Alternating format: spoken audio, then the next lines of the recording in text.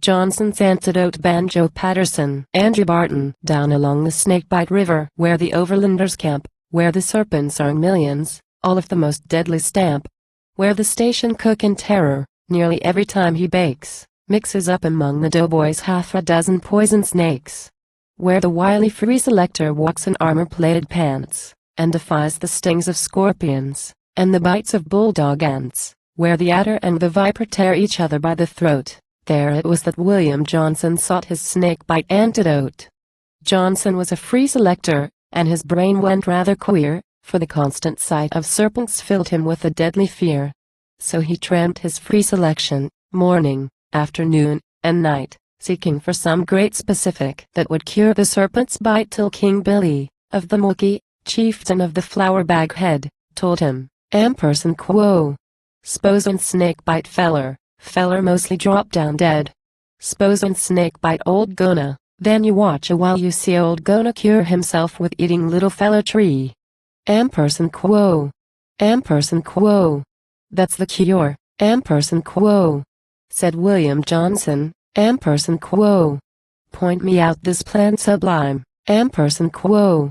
But King Billy, feeling lazy, said he'd go another time. Thus it came to pass that Johnson, having got the tale by rote, followed every stray Gona seeking for the antidote. Asterisk asterisk asterisk asterisk asterisk asterisk asterisk asterisk. Raving once beside the river, while he thought his heart would break, there he saw a big Gona fight with a tiger snake. And out they rolled and wriggled, bit each other, heart and soul, till the valiant old Gona swallowed his opponent whole. Breathless, Johnson sat and watched him, saw him struggle up the bank, saw him nibbling at the branches of some bushes, green and rank. Saw him, happy and contented, lick his lips, as off he crept, while the bulging of his stomach showed where his opponent slept. Then a cheer of exultation burst aloud from Johnson's throat. "Amperson quo. Luck at last, Amperson quo," said he, "Amperson quo. I've struck it. 'Tis the famous antidote. Amperson quo. Here it is, the grand elixir, greatest blessing ever known. 20,000 men in India die each year of snakes alone. Think of all the foreign nations, Negro, Chow, and Blackamoor, saved from sudden expiration by my wondrous snakebite cure. It will bring me fame and fortune. In the happy days to be, men of every clime and nation will be round to gaze on me, scientific men in thousands, men of mark and men of note, rushing down the Mookie River, after Johnson's antidote.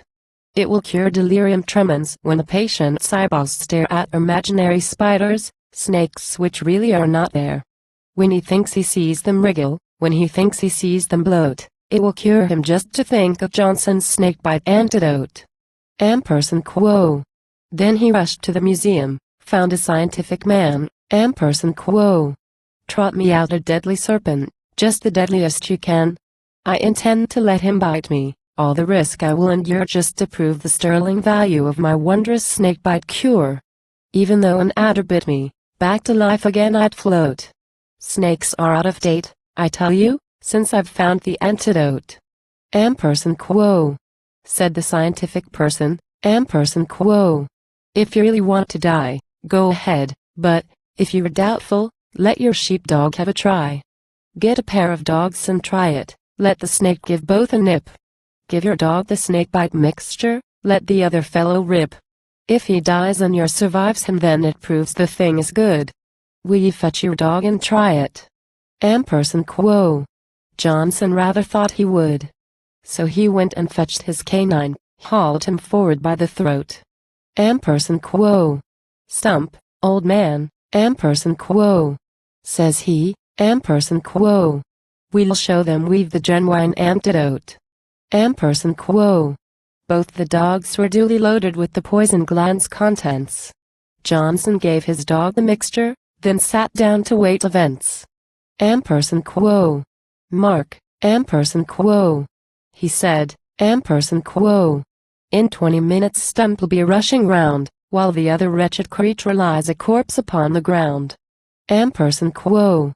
But, alas for William Johnson. Ere they's watched a half-hour's spell, Stumpy was as dead as mutton, t'other dog was livin' well. and the scientific person hurried off with utmost speed, tested Johnson's drug and found it was deadly poison weed.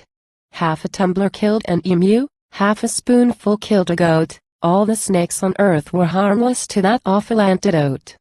Down along the Milky River, on the overlanders' camp, where the serpents are in millions, all of the most deadly stamp, wanders, daily, William Johnson, down among those poisonous hordes, shooting every stray goanna, calls them in quo.